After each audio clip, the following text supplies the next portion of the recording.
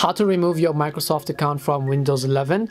Hi everyone, welcome back to our channel, The Solution Guy. So in today's video, I will simply guide you on how you can actually remove your Microsoft account from your Windows 11. So make sure to watch the video till the end. So if you want to remove your Microsoft account from Windows 11, first of all, just go ahead and then open settings. And then once you open settings application, over here on the left hand side, you want to go to accounts.